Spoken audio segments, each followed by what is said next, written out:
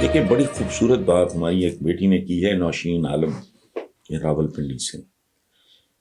وہ کہتے ہیں کہ اپوزیشن اور حکومت نے یعنی انہوں نے دونوں کو رکھا اپنے ان کے ٹارگٹ میں، دونوں ہیں کہ انہوں نے اس تمام سیاسی سرکس میں غریب عام پاکستانی کیسے متاثر ہو رہا ہے. کیا ان لوگوں کو کوئی شرم حیا نہیں آتی؟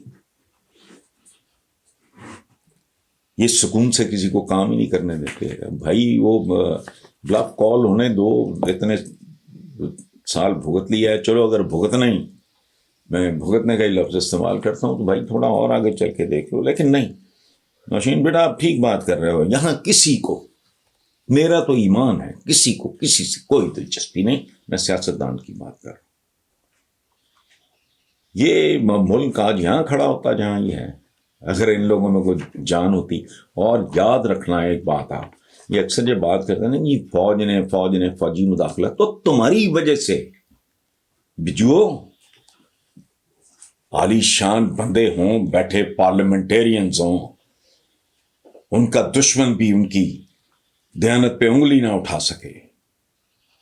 قائد اعظم محمد علی جناح کی طرح انتھک کام کرنے والے ہوں، ان کی کریڈیبلٹی کو ان کے دشمن بھی چیلنج نہ کر سکیں، وہ ان کو کیا ضرورت تھی؟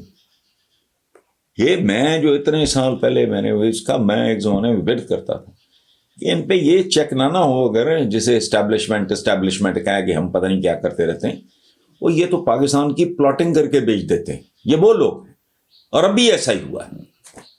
تو باہر کی کتابیں پڑھ لیں یار، میری وہ دشمنی ہوگی کسی کے ساتھ، کوئی آبائی پرانی 500 سال سے چلی آ رہی ہوگی تو میں بکواس کرتا. وہ بھائی باہر کے لوگ بیٹھے گورے، ان کو کیا لینا دینا؟ انہوں نے بھی ایکلی جھیل جیسی کتابیں لکھ کے بالکل ہی انہوں نے ایک حمام میں انہوں نے کہا ساری ایک جیسے. یہ اوقات ہے، ملک کو یہاں تک پہنچایا انہوں نے، اب بھی چین نہیں لینے دے رہے. لیکن بہرحال ٹھیک ہے.